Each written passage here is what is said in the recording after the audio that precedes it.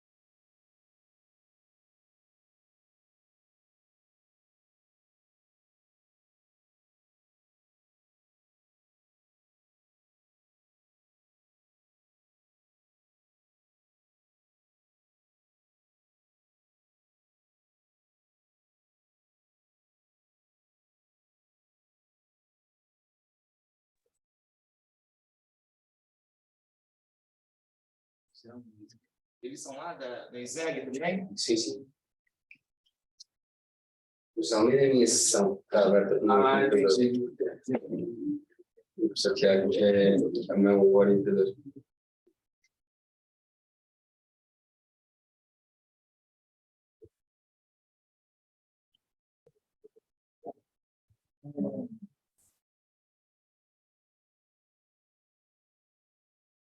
Boa tarde, Tiago.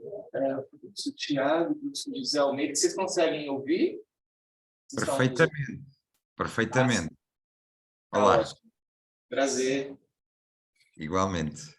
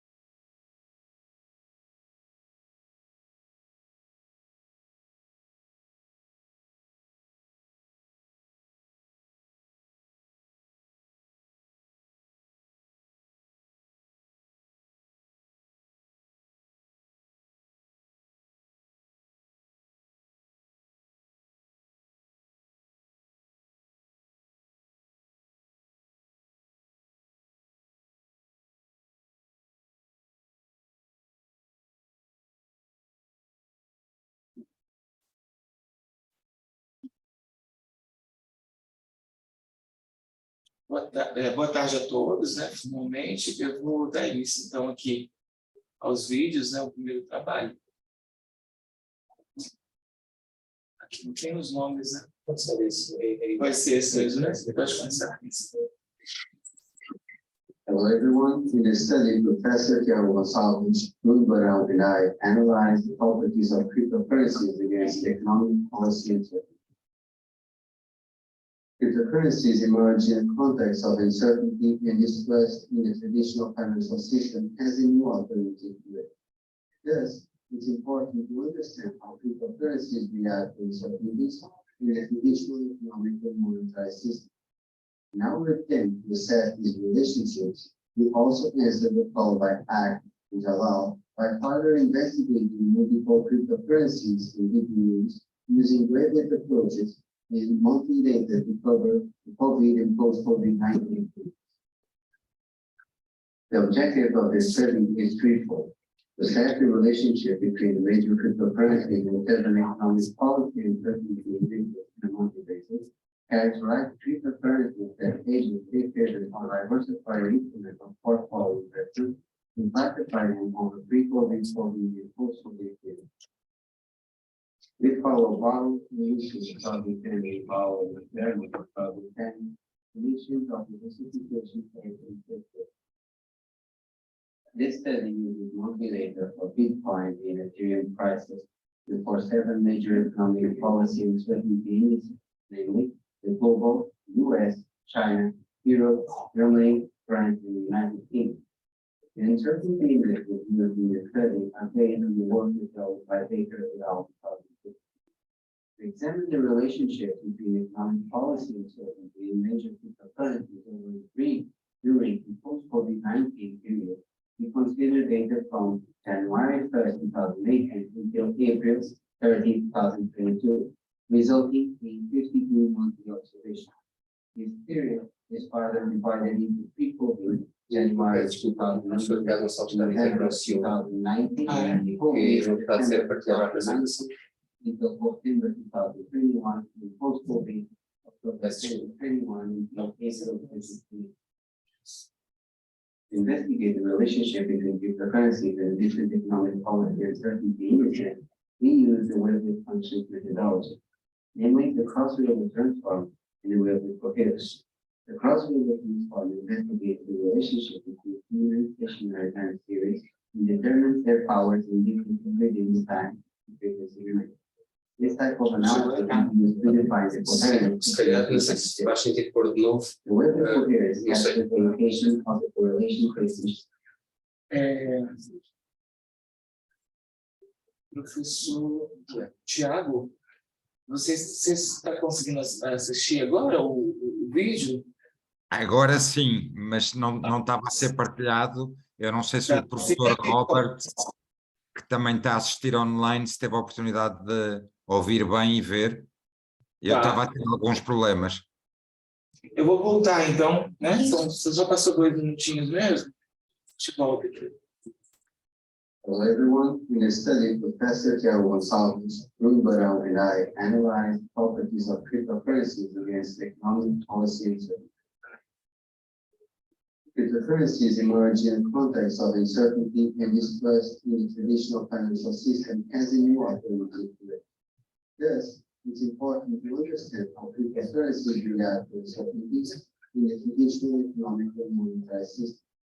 In our attempt to assess these relationships, we also answer the call by ACT, which allow by further investigating multiple cryptocurrencies and GPUs using regular approaches and monthly data to cover COVID and post-COVID-19 periods.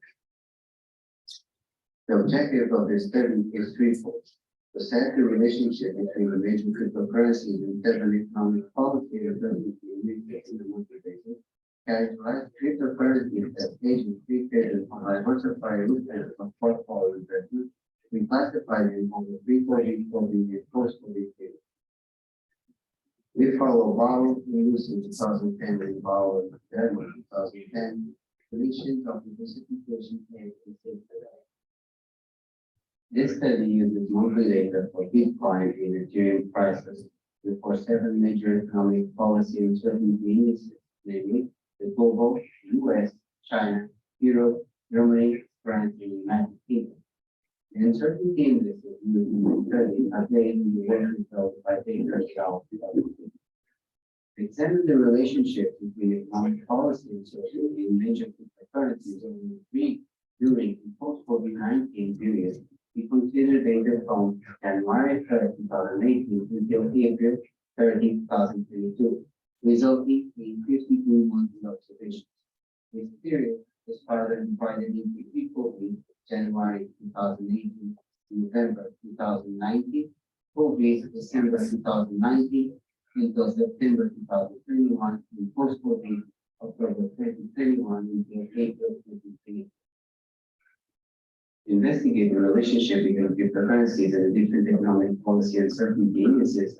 We use the Webber functions methodology, namely the cross-variable transform in the Webber coherence. The cross-variable transform investigates the relationship between human and stationary time series and determines their powers and differences within time and frequency domain. This type of analysis is used to define the coherence between two time series. The Webber coherence captures the location of the correlation variations of two time periods that contain non-stationary data in unit.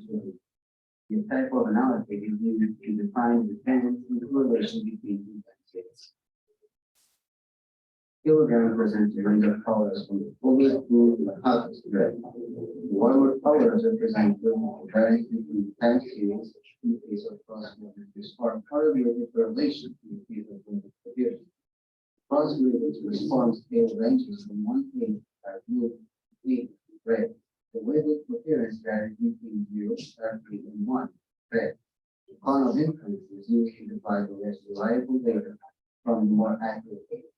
The both surrounding areas are areas of statistically significant for movement based on the Monte Carlo simulation and the 5% confidence set. The analysis of the errors defines two aspects: a movement in the lead-led effect. The left-oriented arrow represents an outphase movement between two time series evidencing opposite movements. On the other hand, the right-oriented arrow represents in-phase movements between two time series evidencing similar movements. Left-down-oriented arrow indicates the leading effect of the evolution of the increases, whereas the left-upward-oriented arrow indicates the lagging effect of the view. Our right, upward, and downward-oriented arrows, interpretation to be made. In the cross-level transform analysis for Bitcoin, we can see that there are in-phase movements for European, US, German, French, and Chinese ETUs. In out-phase movements for US, global, German, French, Chinese, and EU, depending on the perspective, short, medium, or long term for COVID and post-COVID periods. In the cross-level transform analysis for it, you can see that there are only short-term in-phase movements for European and German ETUs for COVID and post-COVID periods. In the wavelength coherence analysis for Bitcoin, you can see that there are in-phase movements for US, global, Chinese, UK, ETUs. In out-phase movements for all indices understood, depending on the perspective, short, medium, or long term, for pre-COVID, COVID, and post-COVID periods. In the wavelength coherence analysis for Ethereum, you can see that there are in-phase movements for all indexes in the study except for the Chinese ETU. There are also out-phase movements for all indexes in the study except for the Chinese ETU. Depending on the perspective, short, medium, or long term, for pre-COVID, COVID, and post-COVID periods. We conclude by classifying cryptocurrencies as diversifiers, hedger, and safe haven at 5% companies. Regarding the cross-rated transform, we highlight that for short-term investment, Bitcoin can be a hedger or safe haven against European, Chinese, and German ETUs, both in COVID and post-COVID periods. Ethereum presents the same conclusion with the exception of the Chinese ETUs. For medium-term investment, during the COVID period, Bitcoin can be a hedger or safe haven for European, Chinese, French, and German ETU, and a diversifier for all indexes understood except for the UK ETU. During the post-COVID period, Bitcoin can only be a hedger or safe haven for European, Chinese, and German ETU. In the long-term investment perspective, Bitcoin can be a hedger or safe haven for the US ETU during COVID period. Regarding the wavelength coherence, we highlight that for short-term investments, Bitcoin can be a diversifier for the European ETU in the pre-COVID and COVID periods, and a hedger or safe haven for the UK ETU in post-COVID period. Ethereum presents diversification ability for the French, European, and German ETUs in the pre-COVID and COVID periods. For medium-term investment, Bitcoin can be a hedger or safe haven for the UK ETU in COVID and post-COVID periods, and a diversifier for German ETU in the pre-COVID period. Ethereum can be considered as a hedger or safe haven for the global ETU in the post-COVID period. In a long-term investment perspective, only Ethereum presents significant results evidencing its ability to be a hedger or safe haven for the German ETU during the COVID period. These are the references used in the presentation. Thank you very much.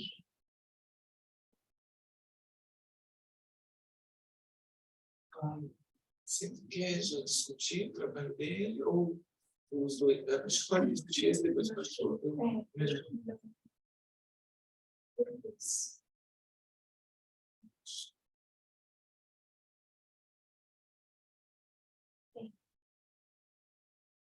trabalho, então, José, Thiago, né? Então, parabéns para vocês pela publicação, já falei com o José,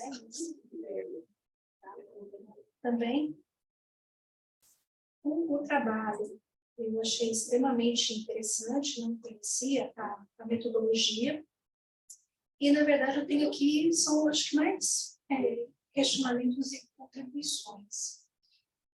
O que vocês consideraram, no trabalho que vocês consideraram o último dia de negociação da cripto para fazer essa análise? Vocês pensaram em usar no outro dia, a média do mês, alguma coisa nesse sentido? Pensamos utilizar a média do mês, mas achamos que o último dia poderia ser mais... talvez mais assertivos. Fazendo uma média que poderia eventualmente por diluir o resultado, poderia não ser tão representativo. Assim, consideramos que, tendo o último dia de cada mês, visto serem dados mensais, ter o último dia de cada mês reflete, naquele momento, o que aconteceu. Se a pessoa quer acrescentar algo mais, Bom, é exatamente isso, é a questão da ideia de que o final do mês apresenta a informação de forma cumulativa, isto é, tudo o que possa ter ocorrido e no sentido de cruzar cronologicamente a incerteza de política económica com a evolução das criptomoedas, a informação no final do mês apresenta de forma cumulativa os efeitos do final do mês da incerteza de política económica. E, eventualmente, fazê-lo no ponto médio poderia trazer o problema de que alguma informação não estaria ainda divulgada e já, eventualmente, estaríamos a cruzar com reações do mercado de forma diferente, em termos cronológicos. Eu não sei se me ouviram. Eu estou a ouvir um bocadinho mal. Sim, ouvimos. Ouvimos. Ok. Uma outra questão que talvez valesse a pena, não sei, se vocês acharem interessante, verificar se mantém usando talvez a média, ver se o resultado daria similar, alguma coisa assim. Na apresentação, como eu falei, eu não conhecia a metodologia, então eu tive que ler durante bastante atenção, achei bem interessante, mas eu notei que na apresentação vocês colocaram alguns conceitos que não estão no trabalho escrito. Exatamente. Houve já algumas alterações, algumas lacunas que nós identificamos, outras que também foram sugeridas quando a revisão da entrega aqui para o SEMIAR, que é nomeadamente, com a certeza que o que está a falar é as definições de Edge, Safe Haven e Diversifier baseadas naqueles autores. Então, para nos dar alguma segurança na análise, alguma robustez talvez, baseámos nesses autores para definir nas definições desses autores.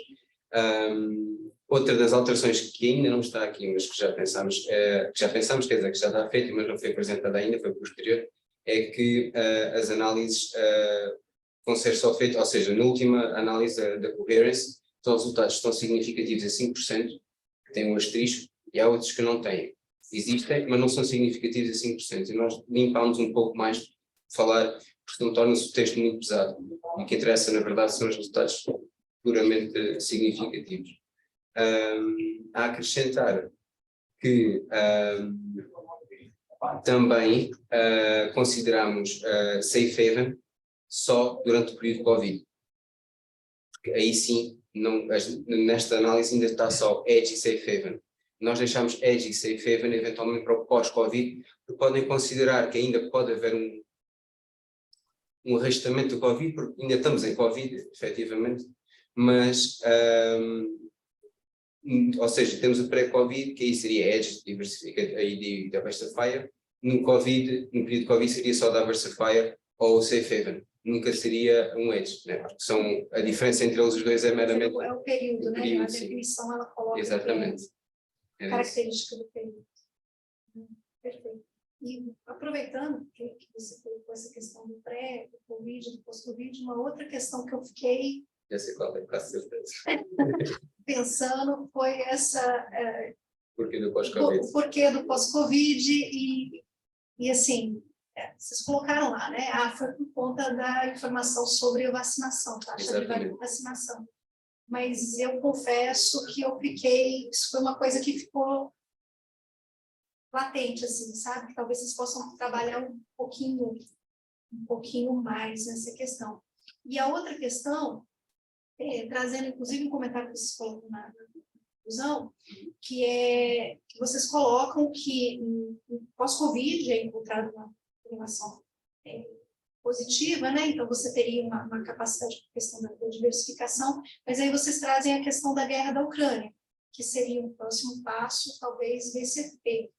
E aí vem uma outra pulguinha atrás da orelha, que foi como isolar o efeito da guerra da Ucrânia com o Covid, tendo em vista que há uma sobreposição. E aí eu fui até atrás, se eu não peguei o dado errado, a guerra começou no dia 24 de fevereiro, né? Então, professora, isto acaba por refletir um pouco no trabalho que estamos a fazer agora neste momento, E uma outra medida que nós utilizamos para medir a guerra seria mais, não pelo EPU, mas pelo GPR, Geopolitical Risk. Então, não seria tanto o EPU, seria o Geopolitical Risk, e está a acontecer neste momento. Se a professor Tiago quer acrescentar algo mais. Posso acrescentar. Então, como o José, primeiro, obrigado, Van der Si.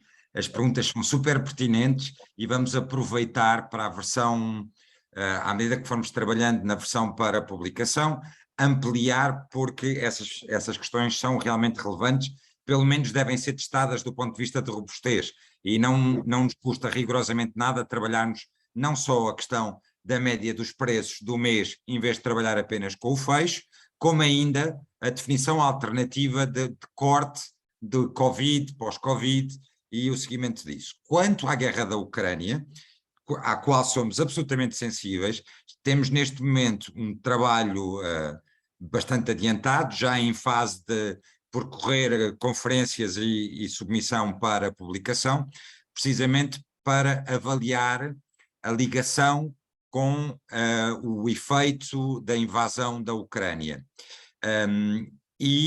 Como o José dizia, achámos que era mais pertinente o efeito do risco geopolítico do que propriamente da incerteza económica. Até porque o grau de incerteza económica à volta da guerra tornou-se simplesmente uma variável com scores elevadíssimos para qualquer zona do mundo praticamente.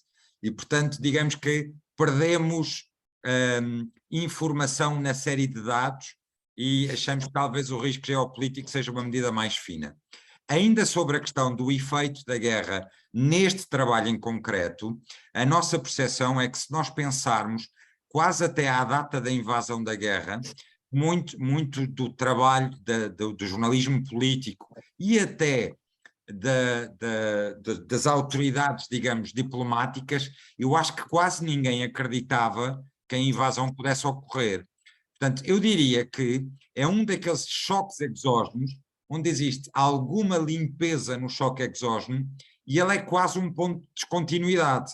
Eu diria que para aí no dia 22, o que eu me lembro de memória, no dia 22 houve uma celebração na Ucrânia, do Dia Nacional da Ucrânia, qualquer coisa do género, e a própria população da Ucrânia e o governo da Ucrânia saiu à rua e quase brincava com a ideia de invasão. Eu acho que ninguém acreditava. E, portanto, o nosso argumento, embora possa ser testado, vamos lá ver, nós podemos trabalhar cortando janelas temporais para perceber efeitos mais isolados com esta metodologia, mas o nosso argumento é que a guerra da Ucrânia é um ponto de descontinuidade daqueles que é muito simpático para nós investigadores, porque ele tem, na nossa opinião, muito pouco efeito antecipável nos dias anteriores à guerra da Ucrânia. Mas, mais uma vez, obviamente agradecemos o comentário da Van der Si, vamos olhar e tentar garantir realmente que existe que os resultados, mesmo quando nós encurtamos a janela e trabalhamos a janela do pós-Covid e até ao corte do trabalho, que realmente não temos efeito Ucrânia que possa estar a criar ruído nos nossos resultados. E bem, uma última colocação, que outra coisa que eu achei muito legal que vocês fizeram na apresentação, e aí eu sugiro que vocês coloquem, foi a linha, sabe? Para a gente se situar o período, porque visualmente ajuda, não que a informação não esteja lá, né? Mas eu achei bem interessante, acho que pode levar para trabalho escrito. Obrigado. Sabe, se quiser, gente.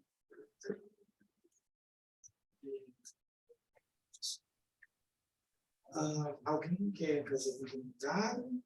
Alguém pode ser também alguém da sessão online, né?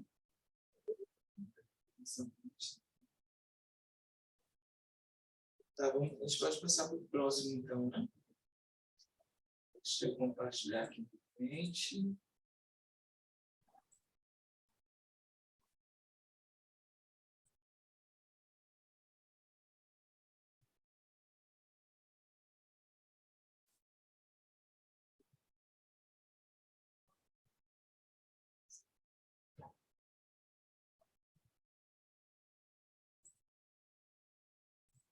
Apesar que eu acho que você descompartilhou.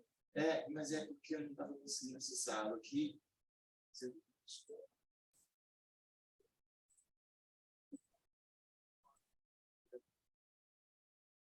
Hello, everyone. In this study, Professor Carol Gonzalez and I conducted cluster-based review method analysis on cryptocurrency techniques. Even though cryptocurrencies were introduced as a new digital and decentralized currency, they had been more explored as investment assets. Their increasing popularity led to very fast development of new renewable evidence. So there is a great need to aggregate and synthesize the existing knowledge on cryptocurrency that Carol has identified. This search equation was executed on Web of Science database, considering the period between 2009 and November 2021, with a result of 3,744 articles. However, filtering these results through our selection criteria, which were considered only previously articles that provided any knowledge that might have interest for investment in private perspective, published in academic journal that belongs to the academic journal by the BSD of 2021, regardless of their field of knowledge, led to a final sample of 482 articles. We use the bibliographic publishing option on VoiceViewer to aggregate the selected articles, since it shows a similarity between articles through identification of the references shared. Also, in order to mitigate the bias against earlier articles that might have fewer citations compared to the older ones, we opted to use the normalized citation option. Through the visualization of the graphs, it is possible to see a growing interest in understanding this relatively new field of knowledge. As a result of VoiceViewer bibliographic publishing, we have obtained 4 clusters. Therefore, we have decided to conduct our bibliometric analysis evidencing the differences between the resultant reproduced clusters. Namely, cluster 1 in red including 166 articles, mostly investigating trading behavior, news effects, and investor sentiment. Cluster 2 in green including 146 articles, especially investigating portfolio diversification, hedge, and safeguarding property. Cluster 3 in blue including 138 articles, mainly exploring cryptocurrency market infrastructure. And finally, cluster 4 in yellow including 32 articles encompassing several issues related to volatility and cryptocurrency. We can also see that cluster 1 red, 2 green, 3 blue have more expression in number of publications and citations. Cluster 4 yellow seem to be emerging from the other 2 clusters. Additionally, it is evident the high degree of interconnectedness among all clusters, due to the nobility of this field of knowledge. We can see that Finance Research Letters is the most cited and contributed journal in the whole dataset. It is also the journal with the most citations and publications for cluster 1 and 2. Economic Letters is the journal that contributed more to cluster 3. And finally, International Review of Financial Analysis is the journal that contributed more to cluster 4. England is by far the country that produced more articles and has contributed more to cluster 1 and 2. Conversely, China contributed more to cluster 1, and Germany to cluster 4. The most cited authors are Sean Corbett, Al Gore, David Rabau, and Brian Wilson, with more than 1,000 citations each. Al Gore is the author that contributed the most to cluster 1 and 2. And Simpa contributed most to cluster 3, and Tony Klein and Thomas Walter to cluster 4. Dublin City University is the institution with more contributions and citations in the dataset, which we can relate to our previous analysis of the most cited author, Sean Corbett, which is the sole responsible of the Dublin City University ranked place in our dataset. Montclair Business School was the most cited institution in cluster 1, Trinity College Dublin in cluster 2, Shackleton Town University in cluster 3, and Queen's University Belfast in cluster 4. In cluster's keyword concurrence analysis, we can see that for all clusters, the top 3 keywords are Bitcoin, cryptocurrency, and cryptocurrencies. The cluster 1 evidencing new research into machine learning. Cluster 2 is more concerned with uncertainty. Cluster 3 focuses on international efficiency, and Cluster 4 the implementation of methodology future model. Here, we revealed that out of the top 15 author papers, Cluster 2 seems to receive highest score, followed by Cluster 1, Cluster 3, and Cluster 4. Overall, the main research themes are cryptocurrency, Bitcoin, and Ethereum. Cluster 1 main contributions to this group are that the cryptocurrency market is dominated by rational investors that present risk-seeking behavior, and that there is a high trading behavior that can lead to market inefficiency. For Cluster 2, the main contributions are that the ability of cryptocurrencies to hedge against stocks, currencies, geopolitical risks, and economic policy uncertainties is time varying, and that uncertainty is a determinant of cryptocurrency. Cluster 3 main contributions to literature are that the level of inefficiency in the cryptocurrency market is time varying, supporting the adaptive market hypothesis, meaning that cryptocurrencies are connected to traditional assets.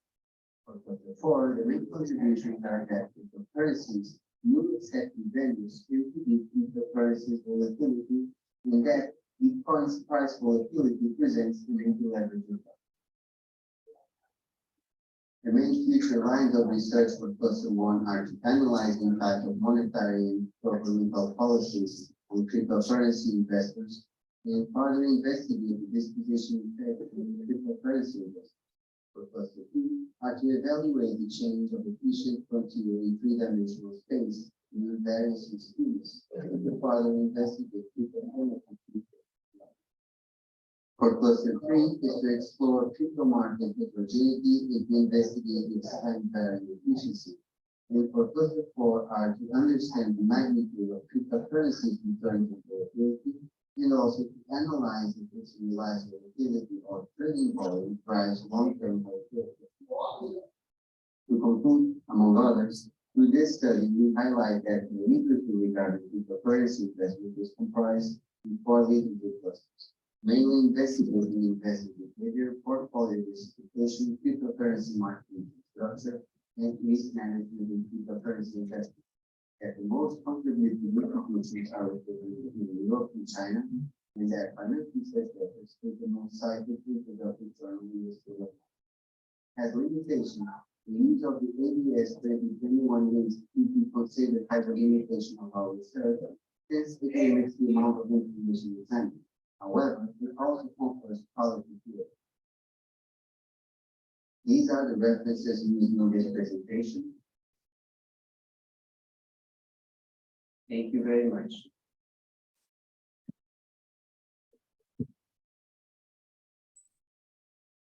Déjà vu. Sim, para nós.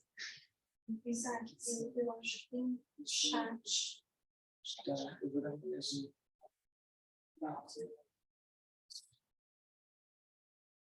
Não, eu só tinha perguntado, né? Se estava todo mundo ouvindo. Pode ir. Sim. Eu vou. A gente já conversou, né? Eu tive a oportunidade de conversar com os autores sobre esse trabalho, então a gente vai fazer um repeteco de uma conversa que nós já tivemos a respeito dele. Mas, mais uma vez, eu acho que cabe parabenizar pelo trabalho. Falei, realmente gostei muito da ideia das análises por cluster, embora, comentei com o José, vi muito o pessoal colocando muito em biometria no cluster, mas não focando análise em cada um, e eu achei isso bem interessante, porque vocês conseguiram dar 4 vertentes, né, de linhas de pesquisa, umas com um volume maior e outras com um volume um pouco menor. Mas aí eu vou retomar as perguntas para aqueles que não participaram da nossa conversa, que é a questão da adoção da Scopus também, não somente da Web of Science. E já vou colocar também a questão da avaliação das citações, né, que tem aquela queda, mas aí, como o Thiago mencionou, que tem a ver com o fato dos trabalhos às vezes recentes, né? Sim, obrigado. Uma vez mais. Então, a situação da Scopus é que, até aí talvez implementando um bocadinho a conversa de há pouco, é que ao fazer a pesquisa, a equação de pesquisa na Scopus e no Web of Science, os resultados não variavam, ou seja, o que estava na Scopus basicamente era o que estava no Web of Science. Sendo que nós aplicamos o critério de qualidade que é o ABS, portanto não se perdia informação assim. Contudo, reconheço que dá muito mais robustez a fazer a análise integrada e incorporar Scopus de qualquer das formas, porque quem lendo que a pesquisa foi feita nas maiores bases de dados, torna o trabalho mais robusto. E agradeço imenso os comentários. Eu não me recordo, mas quando vocês fizeram, tem a cluster vermelho, verde, azul e o amarelo. Onde o vermelho tem o maior número de trabalhos e o amarelo com o menor número de trabalhos, né? E aí vocês separaram a questão de comportamental, né? Mas a questão comportamental, a diversificação relacionada à microestrutura, volatilidade e gestão de risco. Por que essa diferença do número? O que vocês acham que pode levar vocês que estão estudando criptomoedas, né, a esse desnível, né? Porque quando você pega os 3 primeiros, por exemplo, você pode falar, olha, está mais ou menos no mesmo patamar de publicação, né? Mas aí o amarelo vai a 32. Uma das questões é que não quer dizer que não existam mais pesquisas, mas nós, como pusemos o critério de qualidade, os artigos terem que ser em inglês e em jornais do ABS, tudo mais, acaba por eliminar alguma pesquisa. Não todas, como falamos há pouco, nem todas são literatura cinzenta, nem todas o são, mas, e com certeza poderiam e existirão alguns estudos com todo interesse. Contudo, conseguimos conferir qualidade, garantir qualidade quando introduzimos o ABS. E é, de certa forma, alguma robustez que damos à análise. Ainda assim, havia aí outra questão que eu não respondi, que agora me fugiu, o que você disse. Eu posso introduzir também.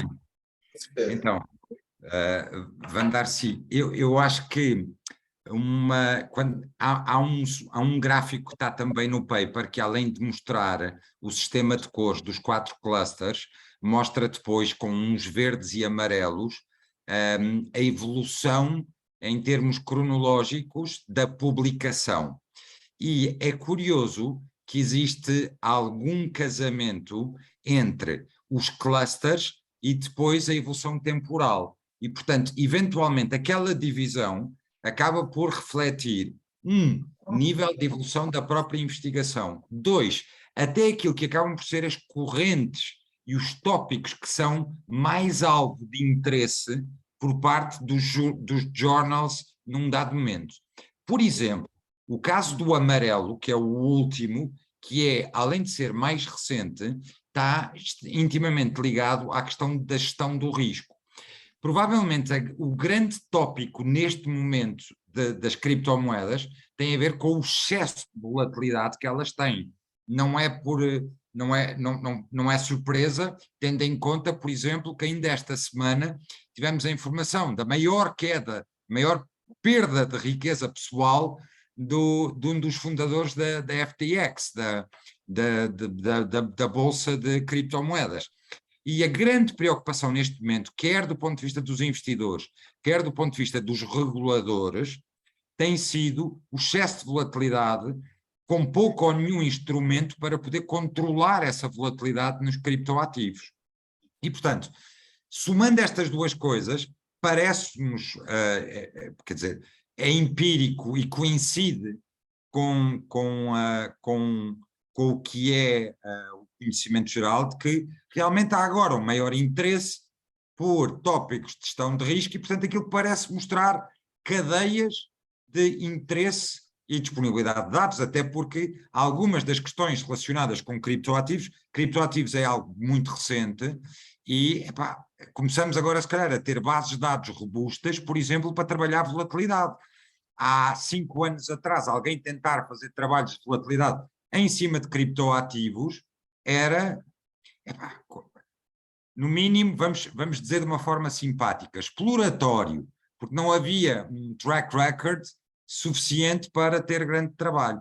Portanto, eu julgo que aquilo reflete, francamente, disponibilidade, ondas de HIP por parte dos journals, do ponto de vista dos tópicos mais relevantes, e até a própria estruturação da literatura, como nós já tínhamos conversado de manhã, não é, Vandersea, que inicialmente há ali alguma tendência para citarmos toda a gente de tudo, não é? Quando a área científica é ainda pequena, e depois às tantas vai-se organizando, o campo de investigação vai-se organizando e vão-se criando correntes mais claras de tópicos com o respectivo filtro das citações que realizamos.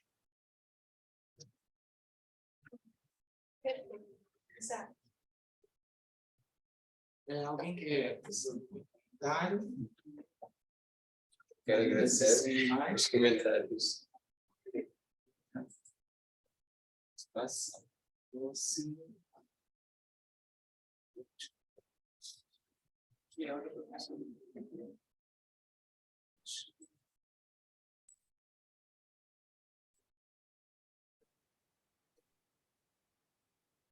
Olá, esse vídeo é para apresentar o trabalho que será exposto no seminário 2022 de minha autoria da disciplina pública do professor Robert Iquiapaz. O título do trabalho é Portfólios ESG superam o mercado durante a crise do Covid-19? Bem, é notório que tem crescido o interesse por investimento socialmente responsável, que esse crescimento tem levado ao estudo de como fatores ambientais, sociais e de governança, ESG, se tornam uma nova modalidade de investimento individual ou em associação a estratégias tradicionais. Na literatura, temos muitos estudos que trabalham com esses fatores, têm impacto, os caracterizam em relação às empresas. Mas, quando a gente fala em termos de investimento, ainda existe uma lacuna se esse investimento em ESG ele é convertido em desempenho para o investidor. Assim, o presente trabalho avaliou o desempenho de carteiras ESG segundo o score da B3 em relação ao Ibovespa durante o período de crise do Covid-19. Portanto, foi feita uma comparação das carteiras ESG classificadas em Small, Middle e Big e o Ibovespa, bem como avaliou se existe um impacto da pontuação comparando essas carteiras Small, Middle e Big.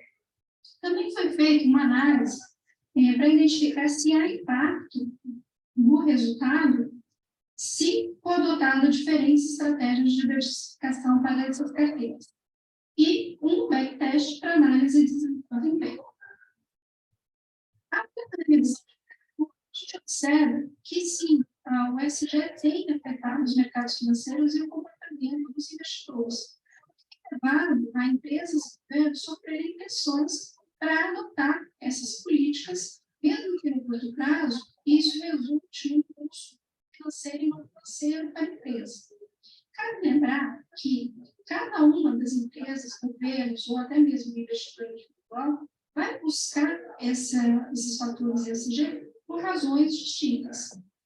Para as empresas, algumas vantagens associadas aos altos níveis de ESG são maior rentabilidade de margem, crescimento de vendas e produtividade. Do ponto de vista do investidor, a questão como critérios ambientais, sociais e governança impactam no desempenho dos investimentos ainda é uma pergunta a ser respondida. Lembrando que não é mutuamente excludente o fato da pessoa buscar a rentabilidade, trade-off, risco-retorno, e um investimento socialmente responsável. Os dados utilizados no estudo compreendem o período de 2020 a 2022, são de frequência diária na forma de log retorno das cotações de fechamento ajustado por proventos de inflação, coletados, no caso das ações e do Bovespa no sistema econométrico, e a taxa livre de risco na base NEFIN da USP. A amostra, então, foi dividida em treinamento e teste, e as empresas selecionadas fazem parte do ranking ESG da B3, utilizados, né, ou processados na seleção da carteira ISE 2021-2022, totalizando 73 empresas. Contudo, quando foi feito o tratamento dos dados, foi retirado da amostra aquelas empresas que não tinham negociação durante todo o período, de 2020 a 2022, resultando em 64 empresas. Essas 64 empresas, então, elas foram separadas em 3 grupos, segundo seus níveis de ESG. Para isso, foram usados os percentis. Um terço inferior foi classificado como small ESG, de baixa pontuação, então, um terço como intermediário e um terço superior como elevada pontuação, determinada como Big ESG. Para a comparação das estratégias de diversificação, foi utilizado um portfólio de mínima variância com variância robusta, um portfólio tangente com covariância robusta, e um portfólio espaço e um ingênuo, ou igualmente ponderado. Para análise de desempenho perfeito no backtest, onde se avaliou o retorno médio anual, a volatilidade média anual, o índice Sharpe anual, o máximo anual e o turnover. Esses são os resultados, essa tabela resume os resultados a respeito da medida de desempenho. E o que foi encontrado é que não há uma diferença quando a gente compara as carteiras ESG entre elas e o Ibovespa para o retorno. Né? Não existe uma diferença significativa para essa comparação. Assim, em termos de retornos médios, investir em empresas com ESG ou no Ibovespa, aparentemente, é indiferente. O mesmo ocorre quando a gente avalia o índice Sharpe. Contudo, quando se avalia as medidas que são relacionadas ao risco, a gente vê que as carteiras Big ESG apresentam menores níveis de volatilidade e de perdas máximas comparativamente às menores pontuações de ESG em relação ao Ibovespa. Os testes para verificar a significância estatística, aos 5% de significância, para a diferença entre os indicadores, sugere que, diferentemente do que foi encontrado nos retornos, há um efeito significativo da volatilidade e do máximo global entre as carteiras. Em relação aos modelos, né, de determinação dos pesos avaliados, a gente observou que, embora exista uma diferença entre eles, não foi estatisticamente diferente. Então, não há um impacto, para esse período analisado, dos modelos de seleção de peso em relação às análises que são realizadas. Para avaliar a questão do custo de utilização, utilizou-se como uma proxy para essa avaliação o turnover. E aí, observa que a carteira tangente foi aquela que apresentou o menor turnover entre todas, seguida da carteira esparsa. Como conclusão do trabalho, então, a gente tem que foram encontrados indícios de um impacto da pontuação, que tem das carteiras ESG, mas não em ESG e Ibovespa. Isso porque os resultados demonstram que não existe diferença estatística significativa no caso dos retornos, mas que existe evidência de que a carteira BISG tem um desempenho estatisticamente significativo e positivo para os níveis de volatilidade e máximo normal. Dessa forma, o investidor que prioriza o investimento no ESG pode obter vantagens à exposição ao risco se optar por carteiras com empresas com maior pontuação. Como limitação, nós temos um pequeno período de análise, né, amostra. E sugere-se que trabalhos futuros tenham uma análise tanto pré-crise como pós-crise. Aqui estão algumas referências que foram utilizadas e eu agradeço a quem assistiu e coloco à disposição para dúvidas, comentários e sugestões.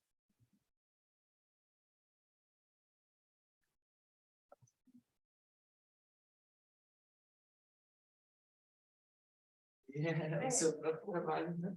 Outro déjà vu, né? Exato. Vocês, eu sabe? É isso. É. Ah, entendi. Estamos a discutir o que já discuti. De qualquer das formas, posso, não sei. Claro.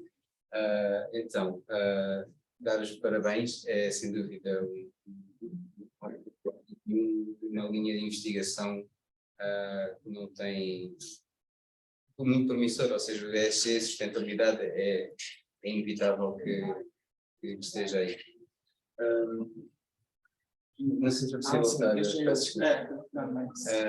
O Sr. Tiago é a área de investigação dele, ele com certeza depois terá muito mais para dizer, como esta manhã, mas aí ainda queria acrescentar, esta manhã questionei sobre a data de início ou seja, dos dados, já tenho a resposta, é considerado ter uma limitação, foi devido às bases de dados, disponibilidade das bases de dados. De qualquer das formas, gostava de perguntar se,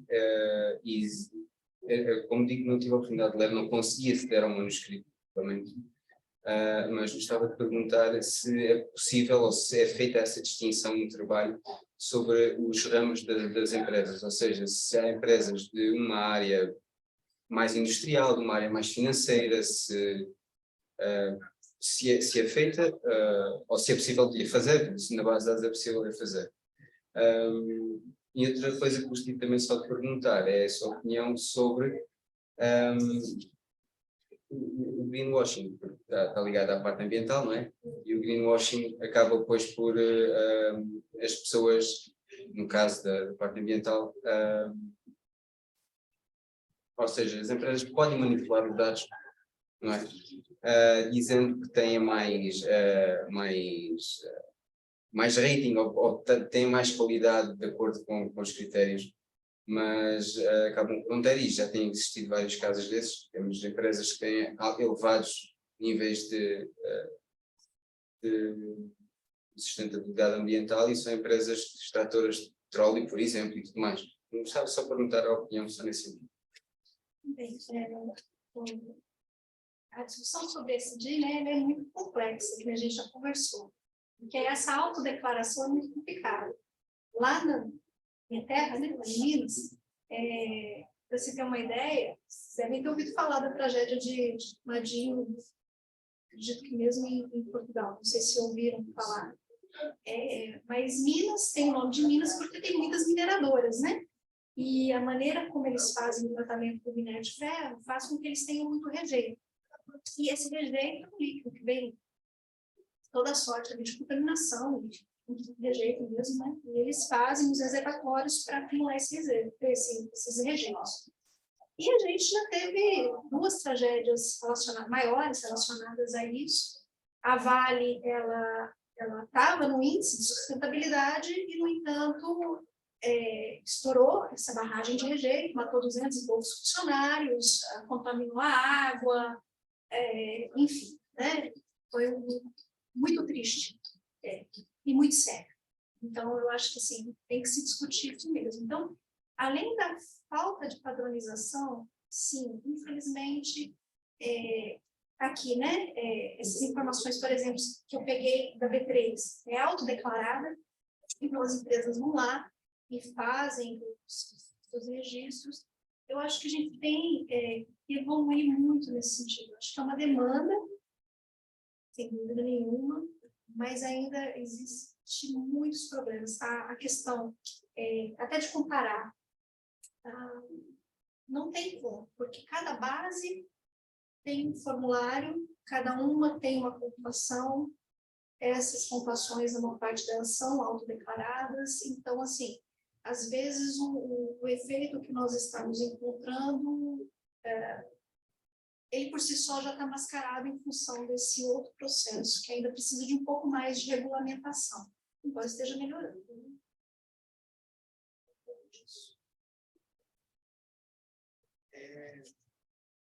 Eu queria estar esses comentários, né, sobre os trabalhos. Então, primeiramente, eu gostaria de parabenizar, né, também os professores lá de Portugal, o professor também da Andercy, né, pela pela apresentação, foi muito, muito interessante. Vi ontem, né, que o seu trabalho foi premiado e recebeu também o Fast Track, né? Então, parabéns, isso é muito, muito interessante, né? Ainda mais que você é de fora, vem aqui, você tem prêmio, então, parabéns pelo prêmio. E com relação ao segundo trabalho, também gostei bastante, né? Acho que revisão bibliométrica e sistemática de literatura traz um mapeamento assim, né, do estado da arte, que é muito interessante, ainda mais para um tema novo, né, como criptomoedas. Uma coisa que talvez, e aí, para vocês pensarem, né, eu vi que vocês focaram bastante assim, né, na ênfase, né, da bibliometria, mas até talvez pelos clusters que foram criados, assim, talvez dá até para colocar como uma revisão sistemática, né? Eu vejo que a revisão sistemática, como ela é um pouco mais profunda, ela vai fazer ali esse apontamento da agenda de pesquisa, né? Então, talvez até para efeitos de publicação, vocês consigam com mais facilidade, né? E aí seria mais aprofundar aquela discussão ali, ou até mesmo pegar alguns artigos, porque, se eu não me engano, até não tem aqui, foram 482, né? Sim, Da Web of Science. Então, talvez pegar os principais autores para poder também trabalhar um pouco mais em cima das lacunas que forem encontradas nos principais autores. E aí eu já fiz uma vez um estudo bibliométrico e nós utilizamos uma metodologia da Pagani, Pagani 2015, daquela revista, se não me engano, Centometrics, que é, né, uma revista, exatamente uma revista de bibliometria e centometria, e aí ela utiliza um ranqueamento, por exemplo, ela pega esses 482, e aí já dá para gerar como se fosse um índice baseado nas citações, baseado no quão mais recente são os artigos, em termos de tendência, aí joga aquela formulazinha ali, né, e aí ele consegue fazer um mapeamento dos artigos que são mais relevantes. Não só necessariamente pelo número de citações, mas também por outros fatores. E aí, o que normalmente os trabalhos que estão usando essa metodologia faz? Quando tem muito trabalho, assim, por exemplo, 482, você faz esse ranqueamento, e aí pega os principais, né, porque você não vai fazer o seu trabalho de ler, por exemplo, 482 por completo, né? Então, por isso, a bibliometria cabe muito. Mas é para você fazer essa análise mais sistemática mesmo desses papers, aí seria interessante você pegar os 30 principais, né, os 40 principais, e faz essa leitura. Ou então, utilizando mesmo uma análise de conteúdo, né? Acho que, não sei se esse software que você utilizou faz também, né, essa análise de conteúdo, mas tem alguns outros que fazem, como o Atlas e tal. Mas, assim, seria também uma opção para até talvez um segundo trabalho, né? Como o trabalho também está muito redondinho, talvez valha a pena, né, seguir com a bibliometria, mas também fazer um outro, talvez também como uma análise sistemática, revisão sistemática de literatura, aprofundando mais desses tópicos principais. Isto é o que, pronto, agradecemos os comentários são muito pertinentes. Efetivamente, nós tivemos essa percepção, essa noção de que poderíamos capitalizar um pouco mais este trabalho e foi feito, ou seja, através, temos este artigo que é uma análise bibliométrica e existem outros 4, um para cada classe, que efetiva uma análise sistemática. Que legal. Então você já está encaminhado. E com relação à professora Lucy também, né, parabéns pelo trabalho. Eu realmente não conhecia ainda, né? Há muito tempo atrás eu fiz um trabalho sobre Easy, né? Mas acho que depois eu nem dei continuidade com a publicação, só apresentei no congresso mesmo. Eram bem simples, né? Aí mas utilizava a metodologia do Easy. Mas eu não sabia que eles tinham já feito essa conversão de nomenclatura e colocado como ESG. Na verdade, foi a primeira publicação. Esse é o primeiro relatório que foi publicado. Foi o primeiro, em 2020. Inclusive, reflete essa necessidade, né? Sim. Publicaram porque estão estão demandando, né? E imagino que se a B3 publicou é porque justamente investidores estão, por aqueles motivos diversos, interessados em ativos né, sustentáveis, justamente. Então, foi a primeira vez, na outra conversa que nós tivemos, a gente falou até sobre isso, né? Porque acaba sendo uma limitação também do trabalho, Sim, né? sim. Mas é porque só tem uma publicação da B3, foi a primeira. Foi a primeira, né? Isso. É interessante, né? Porque, eu não sei se você sabe como é que funciona o WIS, eles fazem, como ela falou, tem os questionários, né, que manda. Eu acho que, como ponto positivo, é que é muito completo, né? E negativo que é essa questão da autodeclaração, né? Porque uma coisa... Mas uma opção também, talvez depois, igual ele falou dos setores, né? Que eu acho também interessante ver essa questão por setores, mas tem um outro ponto também que é utilizar aqueles que não fazem parte do ranking, né? Porque eu joguei aqui o nome do ranking, né? Aí já apareceu aqui, por exemplo, a Vale, que é a mineradora, que, né, teve até o problema, né? E a Petrobras, são os chips, né, são as empresas maiores daqui, assim, em termos de valor de mercado, elas não fazem parte desse ranking, dessa FP3, né? Então, de repente, seria interessante, talvez, eu vi que você fez essa divisão ali, né, dos 3/3, mas talvez também seja interessante fazer das empresas que não participaram, com a comparação, né, das empresas que participaram com as que não participaram. Talvez também seja uma outra opção, né, de abordagem também interessante. Mas acho legal, porque até deve ter poucos trabalhos que utilizam metodologia, utilizando esse ranking. Mas uma coisa que eu até fiquei curioso, naquela base Thomson, tem um ranking de... Tem. Só que o acesso não é gratuito, Não é né? gratuito, né? É. Mas você sabe se as empresas brasileiras tem? Porque eu já ouvi falar que tem, já vi alguns trabalhos de fora, mas eu não sei se as empresas brasileiras estão contempladas, se está tudo mundo... Tem, né? Tem também. Só que aí é aquilo que eu falei, é outro critério. É outra abordagem. Teve na discussão anterior também, quem sugeriu? Pedro, talvez? Que ele falou da comparação das... Do E, do SIG. Sim, É isso? Oi? Professor? eu tinha comentado, certo, que existem várias fontes de dados e empresas que proporcionam esses rankings. É claro que as maiores vão ser a Thomson e o Bloomberg, certo? E o que eu tinha comentado numa outra sessão é que tem alguns trabalhos que fizeram essa análise. Vamos ver se esses dois índices são correlacionados, certo? Se medem a mesma coisa. E a conclusão foi que, em geral, esses índices todos não medem a mesma coisa. Cada um mede uma coisa diferente, porque muitas vezes são muito simplificados, né? São informações que o banco de dados tem acesso através de informações públicas, e aí tem ou não tem, não diferencia muito as empresas. Todas acabam tendo uma pontuação alta e, na verdade, muitas vezes isso não se reflete na realidade, certo?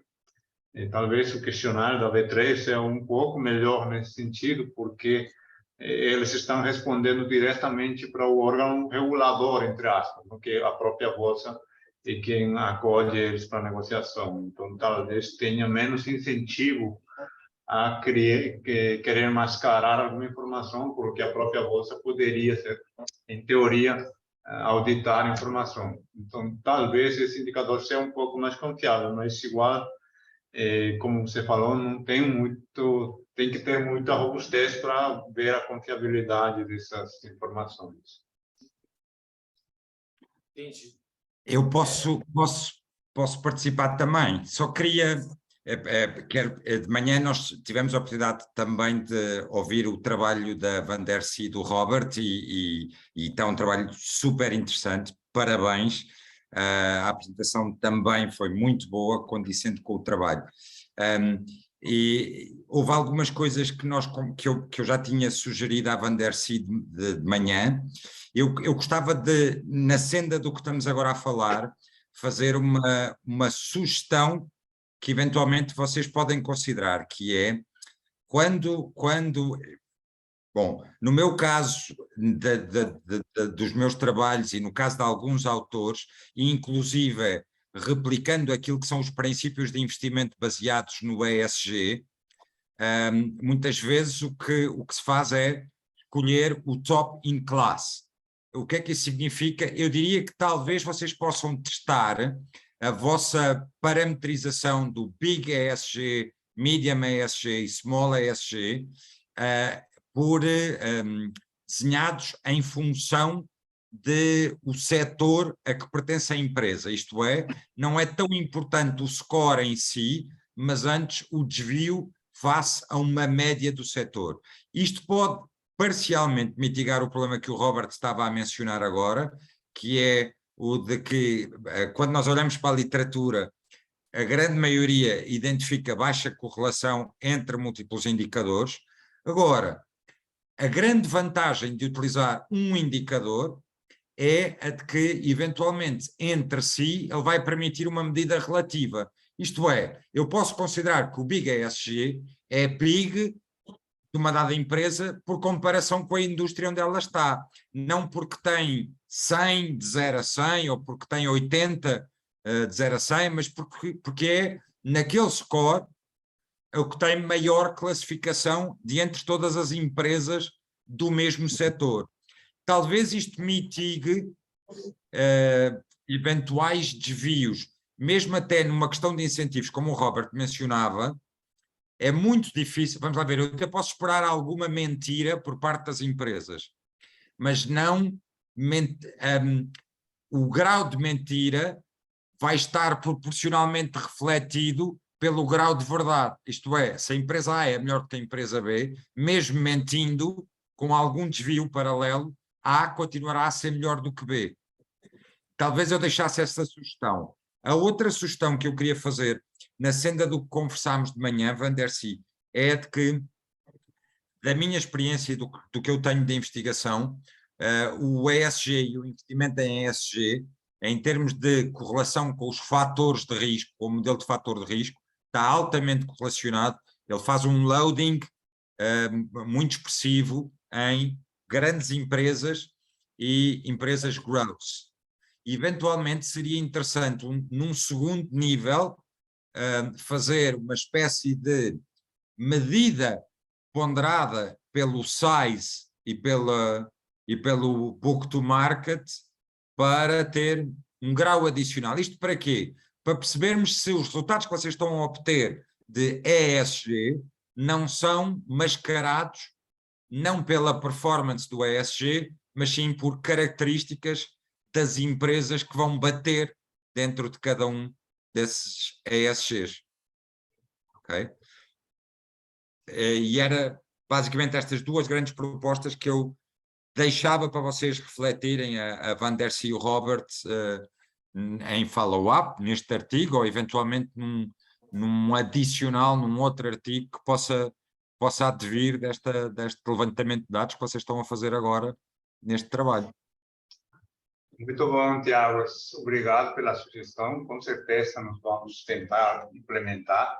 Outro aspecto que nós não implementamos, porque o artigo foi desenvolvido bem acima da hora do limite para submeter, é fazer um portfólio de arbitragem. Se vocês olham os valores, certo? Um portfólio de arbitragem vai ser muito rentável. Agora nós vamos ter que correr atrás um pouco para explicar, certo? Porque quem fez esse investimento de arbitragem lucrou muito nesse período, mesmo com todas as deficiências, certo, do indicador do ESG, mas teve um rendimento extraordinário. E vamos ter, agora que você falou dos fatores, certo, pode ser que esse rendimento desse portfólio de arbitragem não seja explicado pelos fatores.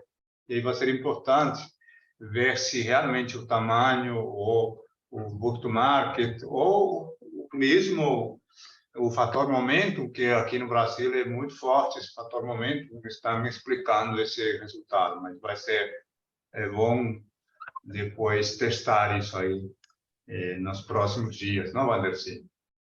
Sim, já está como tarefa. Então, tá bom. Muito obrigado. Eu já tenho outra atividade, então, parabéns pelo evento. E continuem aí. Eu acho que ainda vocês têm alguma sessão aí, mas eu vou no outro trabalho, então. Obrigado a todos.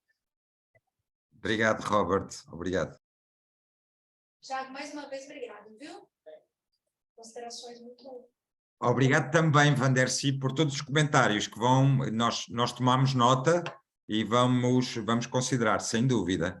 E também ao Isaac. Obrigado, Isaac. Obrigado, eu que agradeço, né, a oportunidade de participar da sessão com vocês. Acho que foi muito rica, né, essas discussões. Vocês querem fazer mais algum comentário sobre os trabalhos? Eu acho que você precisa colocar o link de É o avaliação. link de avaliação.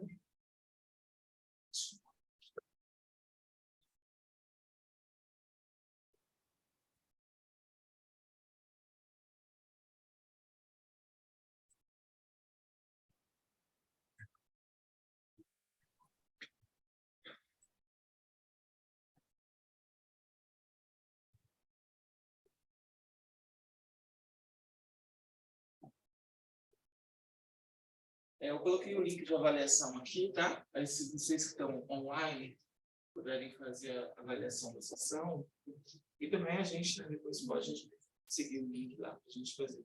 Então é isso, né? Boa tarde a todos. Boa tarde, professor José Almeida e Tiago. Tchau, tchau. Tudo de bom, hein? Obrigado. Tchau. Obrigado. Até logo. Obrigado.